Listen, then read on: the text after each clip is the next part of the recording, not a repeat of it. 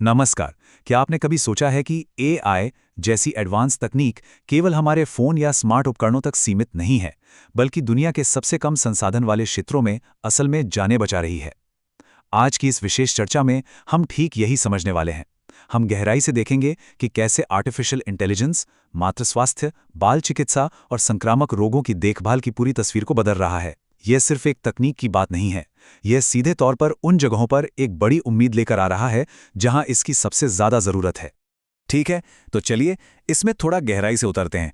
आज का हमारा रोड मैप कुछ इस तरह होगा।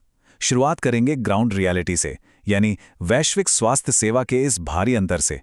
फिर देखेंगे कि ये एआई डायग्नोस्टिक इंजन काम कैसे करता है। इसके बाद बात करेंगे कि ये टूल्स माताओं और बच्चों की जान कैसे बचा रहे हैं। और हाँ, सिर्फ अच्छी अच्छी बातें नहीं, बल्कि जमीन पर इन चीजों को लागू करने की जो असली और कड़ी वास्तविकता है, उसे भी समझेंगे। और आखिर में एक मजबूत स्थानीय एआई इंफ्रास्ट्रक्चर बनाने के रास्ते पर बात करेंगे। तो शुरू करते हैं पहले हिस्से से, वैश्विक स्वास्थ्य सेवा में अंतर।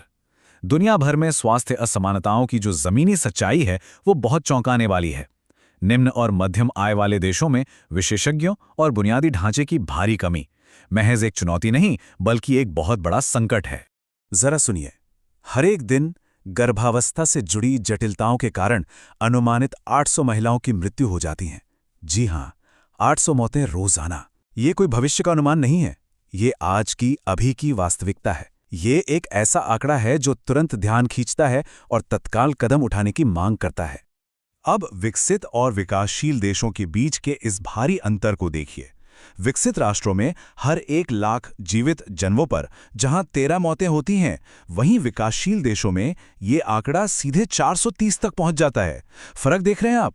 और सबसे दुखद बात यह है कि विश्व स्वास्थ्य संगठन के अनुसार इनमें से 95% से ज्यादा मौतें पूरी तरह से रोकी जा सकती थीं, अगर उन्हें समय पर सही देखभाल और डायग्नोसिस मिल जाता। और ये भारी असमानता केवल माताओं तक ही नहीं रुकी है। अगर कोई बच्चा किसी कम संसाधन वाले वंचित इलाके में जन्म लेता है, तो उसके जीवन के पहले 5 वर्षों में जान गंवाने का जो खतरा है, वो अत्यधिक विकसित क्षेत्र में पैदा हुए बच्चे के मुकाबले पूरे 18 गुना ज्यादा होता है। 18 गुना! ये बुनियादी स्वास्थ्य सेवाओं की पहुंच न होने का एक बहुत ही भयंकर परिणाम है। चलिए अब आते हैं अपने दूसरे हिस्से पर, एआई डायग्नोस्टिक इंजन। अब हम देखेंगे कि कैसे तकनीक इस भयानक गैप को भरने के लिए एकदम पॉइंट ऑफ केयर तक, यानी जहां मरीज है वहीं तक विशेषज्ञता पहुंचा रही है। और ये डायग्नोस्टिक मार्ग बहुत ही शानदार तरीके से दिखाता है कि ये पूरी प्रक्रिया कैसे काम करती है। शुरुआत होती है मरीज के लक्षणों और शुरुआती मल्टी मॉडल डेटा से। फिर मशीन लर्निंग और कंप्यूटर विजन जैसी तकनीकें इस पूरे डेटा का गहराई से विश्लेषण करती हैं। लेकिन यहां ध्यान देने वाली एक बहुत ही अहम बात है, अंतिम निर्णय हमेशा एक ह्यूमन क्लिनिशियन यानी असली डॉक्टर का ही होता है। एआई यहां किसी डॉक्टर को हटा नहीं रहा, बल्कि उनके काम को और भी ज्यादा सटीक बना रहा है। खैर, ये सब महज कोई थ्योरी नहीं है। एआई डायग्नोस्टिक्स असल में सफलता के झंडे गाड़ रहा है।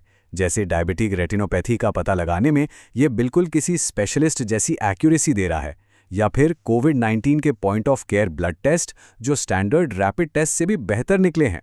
कंप्यूटर की मदद से टीबी का पता लगाना हो या सिर्फ चेस्ट एक्सरे देखकर बच्चों में निमोनिया को पहचानना हो, एआई ने इन सभी जगहों पर अपनी क्षमता साबित कर दी है। आगे बढ़ते हैं तीसरे हिस्से की तरफ, माताओं और बच्चों का जीवन बचाना। अब बात करते हैं कि कागजों और लैब से निकलकर ये डिजिटल टूल्स असल में जमीन पर कैसे एक्शन ले रहे हैं। इस विजुअल रोड मैप को देखिए, ये बिल्कुल स्पष्ट करता है कि विशिष्ट स्वास्थ्य समस्याओं को डिजिटल टूल से कैसे सुलझाया जा रहा है। उदाहरण के लिए, डायग्नोसिस में देरी, जो कि एक बहुत बड़ी चुनौती है, उसे एआई संचालित वेरेबल उपकरणों से हल किया जा रहा है। ये डिवाइस मरीज के ग्लूकोज और ब्लड प्रेशर पर लगातार नजर रखते हैं और किसी भी खतरे के आने से पहले ही अलर्ट कर देते हैं। जमीन पर यह तकनीक कैसे काम कर रही है, इसका एक बहुत ही बेहतरीन उदाहरण है बिलिकैम। सोचिए, ये कोई बहुत महंगी और भारी भरकम मशीन नहीं है, बल्कि एक साधारण स्मार्टफोन कैमरा ऐप है।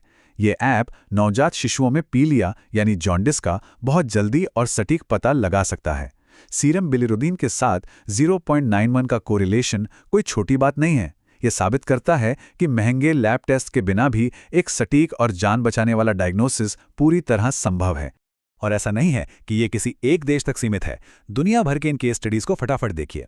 भारत में एआई संचालित अरमान मोबाइल प्रोग्राम ने न सिर्फ प्रसव पूर्व देखभाल को बेहतर किया है, बल्कि शिशु मृत्यु दर को भी कम किया है। फिलीपींस में मास स्पेक्ट्रोमेट्री के जरिए एआई संचालित नवजात स्क्रीनिंग से मेटाबॉलिक विकारों की एकदम सटीक पहचान हो रही है। और युगांडा में एआई संचालित डिजीज सर्विलेंस संक्रामक रोगों को मैनेज करने में एक बड़ा गेम चेंजर साबित हो रहा है। लेकिन रुकिए, तस्वीर का दूसरा रुख भी है।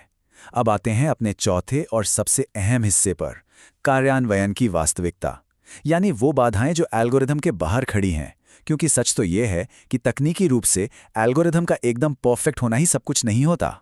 यहाँ जो सबसे बड़ा और गंभीर मुद्दा है वो है डेटा का अभाव। जरा निष्पक्ष होकर सोचिए, आज के ज्यादातर एआई मॉडल उच्च आय वाले देशों के डेटा सेट पर ट्रेन किए जाते हैं, लेकिन उन्हें लागू कहाँ किया जा रहा है? उप सहारा अफ्रीका जैसी जगहों की बिल्कुल अलग क्लिनिकल सच्चाई पर। जब मॉडल के पास उस स्थानीय आबादी का प्रतिनिधित्व करने वाला डेटा ही नहीं है, तो एल्गोरिदम बायस, पूर्वाग्रह का आना तय है। और मेडिकल फील्ड में ये एक बहुत बड़ा सिस्टमिक रिस्क है। अब इन जमीनी बाधाओं को हम इस 4/4 ढांचे से समझ सकते हैं। ये बहुत स्पष्ट रूप से दिखाता है कि हमारे सामने कितनी विशाल लागत, कमजोर बुनियादी ढांचा, विनियामक चुनौतियां और डेटा प्राइवेसी जैसी नैतिक अड़चनें हैं। ये सब साफ तौर पर बताता है कि महज एक शानदार सॉफ्टवेयर बना लेना कोई अंतिम समाधान नहीं है। और अगर आप सोच रहे हैं कि ये सिर्फ थ्योरी है, तो नाइजीरिया के पहले रैंडमाइज्ड कंट्रोल्ड ट्रायल SPAI के नतीजों को देखिए। जमीन पर जब इस तकनीक को लागू किया गया, तो जो समस्याएं सामने आईं, वो किसी सॉफ्टवेयर बग से कहीं ज्यादा बड़ी थीं। लगातार बिजली का कटना, डिवाइसेस का ना होना, क्लिनिक के वर्कफ्लो में भारी रुकावट आना और स्टाफ के पास तकनीकी ट्रेनिंग की कमी। जाहिर है, बिना बेसिक इंफ्रास्ट्रक्चर के तकनीक खुद ब खुद काम नहीं कर सकती। इसके साथ ही एथिकल यानी नैतिक बाधाओं को पार करना भी कम चुनौतीपूर्ण नहीं है। जिन इलाकों में मजबूत कानूनी ढांचा या संस्थागत निगरानी कमजोर है, वहां लोगों के संवेदनशील स्वास्थ्य डेटा के दुरुपयोग का एक वास्तविक खतरा बना रहता है। इसके अलावा नई स्वास्थ्य प्रणालियों के प्रति जो एक स्वाभाविक सांस्कृतिक अविश्वास होता है, उसका भी बहुत सम्मानपूर्वक और पारदर्शी तरीके से समाधान किया जाना चाहिए। तो फिर समाधान क्या है? चुनौतियों को समझने के बाद आइए चलते हैं अपने आखिरी हिस्से पर, स्थानीय एआई इंफ्रास्ट्रक्चर का निर्माण, आगे का रास्ता।